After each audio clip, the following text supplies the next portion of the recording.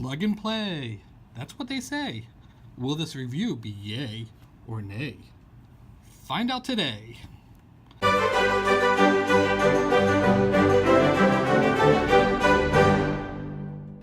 Hey everybody, this is the Coffee Break Reviewer, where I review some items while I'm on my coffee break, enjoying a nice cup of coffee. These are tabletop, lighthearted reviews. Every week it's going to be something different. Could be a fancy new camera, could be a bag of chips. I don't know. We'll see what crosses in front of me and what looks like interesting and like I want to try out. So today I got a couple of these items here. These are some Z-Wave plugs used for home automation. And they're outdoor plugs by a new company that I haven't really seen before, Inovelli, right there, and I'll put a link to their website in the description. So, I've had a couple of outdoor plugs. This one's made by Intermatic. Plug right there, long little about 6-inch extension, plugs there, and it's Z-Wave, so it works with home automation. They do have an on-off switch here. But you set up usually in your home automation system. You can set a schedule and the plug will automatically turn on and off based on your schedule. So I have a couple of these. This one, Intermatic. I have a G one. They seem kind of very similar, like they're made by the same company. I do suspect manufactured by the same company, and they work pretty well. So I was in the market for a new one, and then I saw someone mention this in one of the forums, home automation forums. This product here. Now, I do have two of them, and notice they look very, very similar. In fact, almost exact from this side. Two plugs, button on the front, same sort of looking in the back, but they are different. So, this one here, make sure I got the right one. Yep, okay. So, if you can see here, it says on this one, smart outlet on this side, always on outlet on this side. So in this type, this one right here will turn on and off via your home automation system set up on schedules. And this side will stay hot all the time. Now, even no matter what you do with the switch, this will always stay on. This one here, both these are smart plugs, and you can actually control them individually in your home automation system. I really wanted to show you both of them because I shouldn't have both of them. I wanted this one, two different channels. I had a use situation for it. I said, hey, that's pretty good. That's pretty different. I want to try this one out. I bought this one by mistake. And as Bob Ross says, the wonderful painter, there are no such things as mistakes, just happy accidents. And everybody that does home automation knows in the home automation world, you can't have too much stuff. So this was a happy mistake that I bought. I still have a use. I'll use it somewhere, I'm sure. But this is really the one I wanted with the two channels. So everything I'm going to say about this mostly applies to this one. I'm just going to focus on this because there are a few little quirks that I'm going to go over with you. So, like I said before, we have about, I'd say about 5.5 inches. The scissor cord. About 1 inch to 1.5 inches thickness. The plugs do have nice covers that cover over them when they're not in use. Keep the weather out. It is a Z-Wave Plus, so it's instead of regular Z-Wave, it is Z-Wave Plus, made by Inovelli. And we do have a switch. This switch does light up. So, first of all, I have to say it's a pretty sturdy unit. It is made of plastic. Probably a little lighter than I would think compared to this type here. This probably feels this feels very sturdy, very hard plastic. It's hard, but I'd say just maybe a tad softer, but still very hard. I have no issues probably putting this out in the weather. So, first thing we're going to talk about this light, which is sort of an interesting comparison between these two. So these lights on the switches operate differently. So when you plug this one in, this is the two smart outlets. When the plug is on, the light is on. When the plug is off, the light's off. And that's how I like it. I like my light on my plug to show how it works with this. And this type, though, when the plug is off, the light is on. and when the light is on, the plug is off. So that's a little backwards, but it's just strange that the same company, almost identical products, operate separately. All right, so the other thing I want to talk about is the switch itself. When I first got it, I was pushing it and it wasn't going on all the time, and it was driving me a little crazy. But I just realized actually how it works when I was setting up for this video. Normally on these things, you never even touch the switches. You put them outside, you put your plugs to it, you set up your home automation system, and it just runs on your own. Not too often do you play around with the switches. And when I was setting up for the video, I found out how these switches work.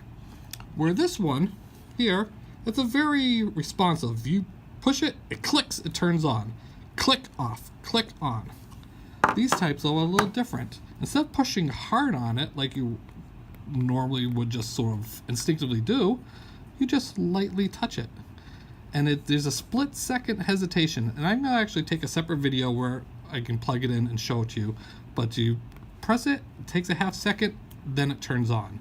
You just lightly press it, takes a half second, and then it turns off. So that's going to take a little bit getting used to. Alright, so I have them plugged into an outlet now, or this one plugged into an outlet. I'm going to quickly show you how it is. So I'm going to press it, and then take my finger away really quickly so you can sort of see the delay. So a quick press, and then you hear the click and the light goes on. A light press, and then light goes off. If I press it hard, it's not going to do anything. I'm going to say, what's going on? And normally you get confused and you press harder and harder. It's still not going to come on. Just a light little press will do it.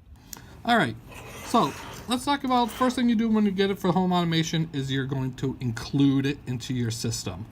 This inclusion is a little bit different for this product. Normally, a product like this, you plug it in, you set your home automation to inclusion mode, you press the button, and then it starts the process. This automatically starts its inclusion process when you plug it in for the first time. So what you do is you put your home automation into inclusion mode. Each system's a little bit different, so follow your directions, and then plug it in. It'll take about 10 seconds for it to sort of boot up, and then you should see it on your home automation system. Myself, I use SmartThings, and it came up about 2 or 3 seconds after it said it couldn't find a new device. All of a sudden, boom, it showed up. So it does take a little bit for it to boot up. So that's different. Excluding it works pretty much the same as you would figure for the usual items. Normally you press the button, usually it's something like 5 times within 3 seconds, and then it'll exclude. This one, just remember when you are pressing it, just the light presses will do it.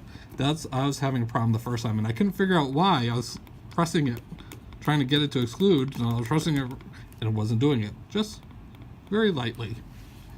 All right, so we talked about the switch. We talked about the inclusion process being a little different. Now let's talk about how things are working. And I'm going to talk about SmartThings right now. I'm not very sure if it works any different on other systems such as Vera or Home Assistant.io, I believe it is, or OpenHab, bunch of different systems, or Wink out there, or Iris.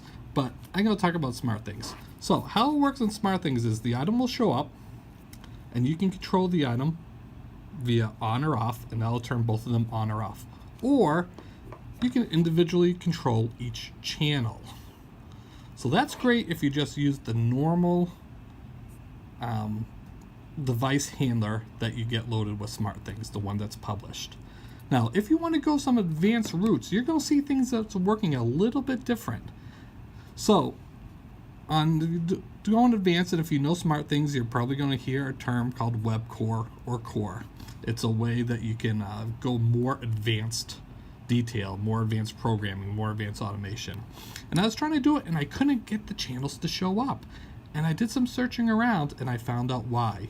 So when Inovelli submitted the device type handler to Samsung's, apparently something got changed with the way they named the channels.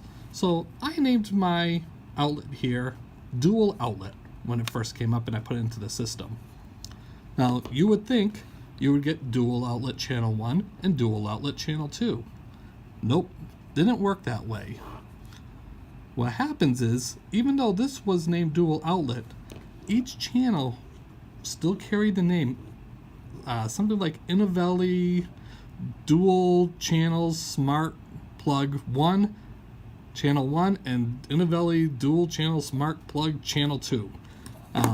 So it renamed its original name for the two channels, which meant when I was looking to authorize WebCore to use it, I didn't know that it carried the same names. I just saw the dual outlet that I put in. I authorized the dual outlet, and I couldn't figure out why I couldn't program each of these separately. Now that I figured that out, you can do it individually.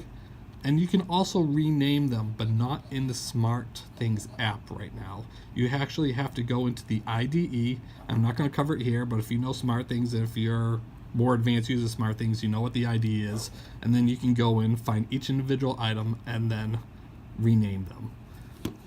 So that sounds a little complicated, and right now it is, and it's a workaround.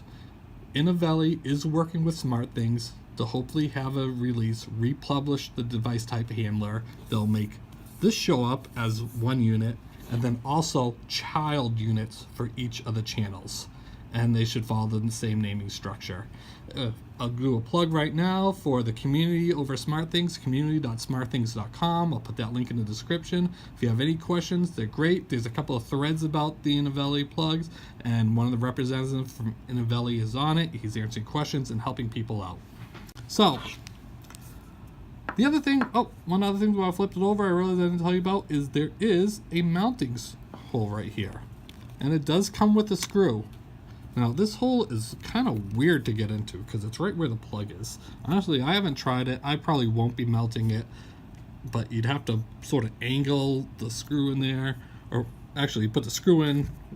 I just realized while I'm doing it now. Put the screw in the wall, leave it hanging out a little bit, and you hang it.